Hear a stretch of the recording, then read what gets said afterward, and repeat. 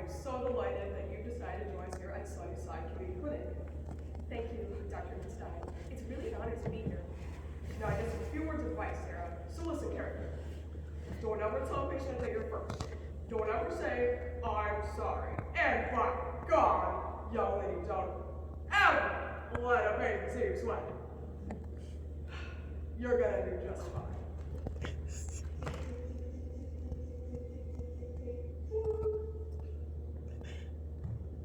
Have you ever heard the saying, crazy is as crazy does? Well, it means that crazy is relative. One person's crazy is another person's sane. Sarah, the main character of our story, learns exactly what this statement means during her first day of work as a licensed therapist. Sarah's ready to save the world, one therapist session at a time, just like a superhero. However, nothing can prepare her for the roller coaster ride and drama she is about to hear during her sessions by Chris Silver. Hello, Mrs. Weatherbottom. What brings you in today? My husband and I have been married for 57 years. I see. Can you tell me a little more about that, Mrs. Weatherbottom? I can. We've been married for 57 years, and frankly, I'm tired of the shit. Beg pardon?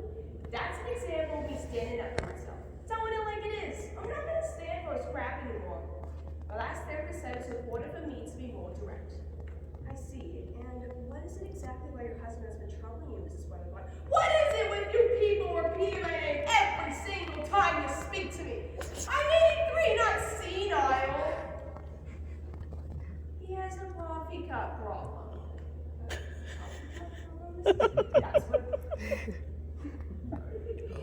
That's what I said. Yes. I've been asking Mr. Weatherbottom for the past 57 years to rinse out his morning cup of coffee. And for the past 57 years, he has failed to do so. What do I find this morning after he left for his morning constitutional? That's right. The disgusting, foul remnants of his morning cup of coffee. It repulses me. I hear there's some very strong feelings about this.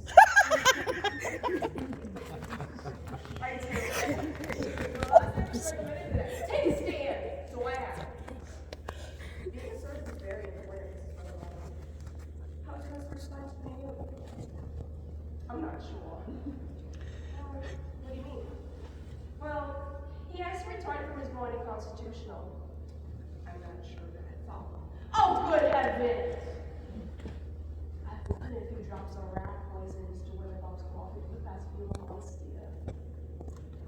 You what? You've been poisoning your husband? Oh, don't get all goody two-shoes on me, sweetie. You haven't had to live with that revolting cup of coffee for 57 I see. I'm sorry. Don't ever tell a patient that you're sorry. Research. The poison should be gradually building up into his system until, well, I would have to remember that coffee cup any longer. Well, you're my first. Don't ever tell a patient that you're first. Great, Mrs. Weatherbottom. I am required by law to report an accident of the car. Tick, tick, tick, tick, tick, tick, tick, tick, tick, tick, tick, tick. Helen, Tom, so nice to meet you. What brings you in today? I just don't feel like we're connecting like we used to. It's like the flame has died. The spark's been stamped out. Oh, sweetie, I think you're just overreacting. You're being a big drama queen about that. Maybe it's a midlife crisis.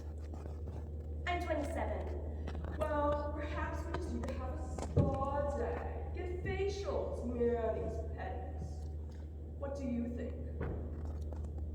Well, Helen, why don't you share with Tom what the things that have been bothering you? Tom, I just don't feel like I matter to you as much as I used to. It's like you care more about your shoes than you do me. Oh, no. We'll go and shoe shopping with me.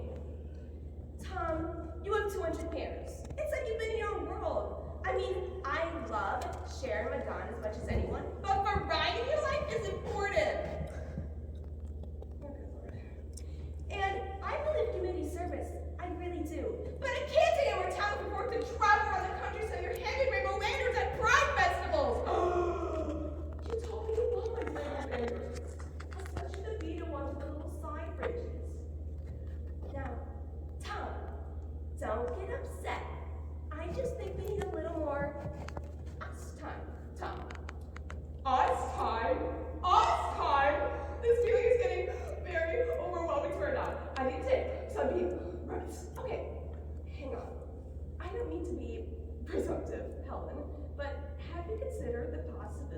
that Tom might be greedy.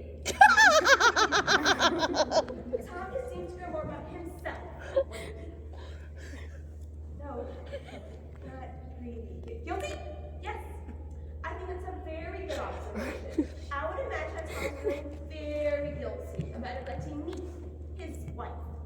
I do not feel guilty, sweetheart. I will not apologize for being fabulous. No. No.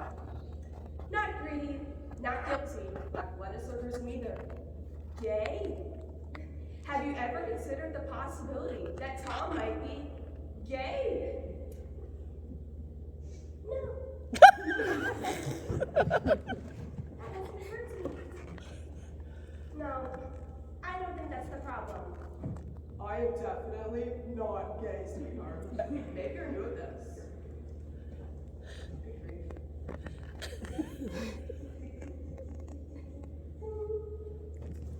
Yes, what is it?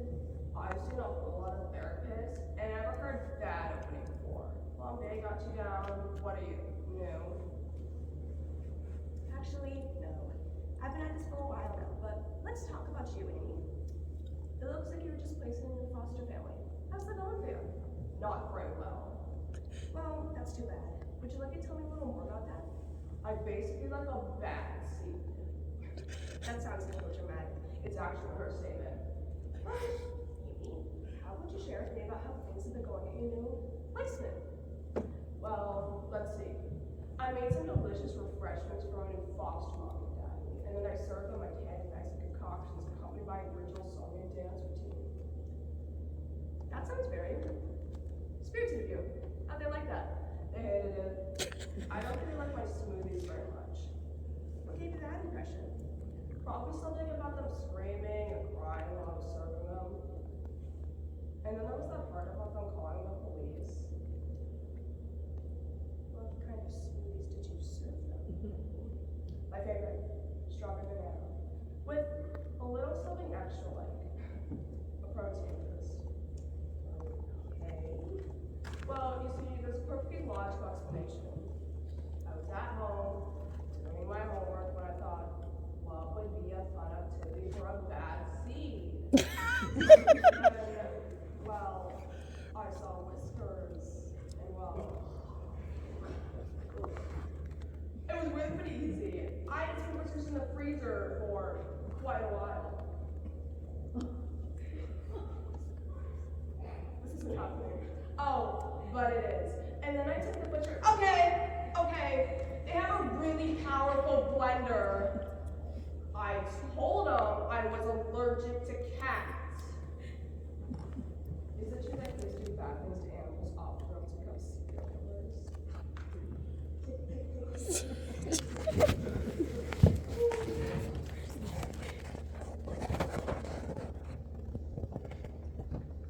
I'm not sure I'm supposed to tell you this, but I don't care. You're all last patients for the day. What's your problem? Well, we just had a new baby, Rick and I, and well, she's our first. We're a little overwhelmed, excited, but overwhelmed. It's a lot, you know, and we just want to make sure we're communicating and everything, and We just thought it'd be good to talk to someone. Right, because your baby's possessed by Satan. oh no, you're funny. No, she's perfect. She's wonderful.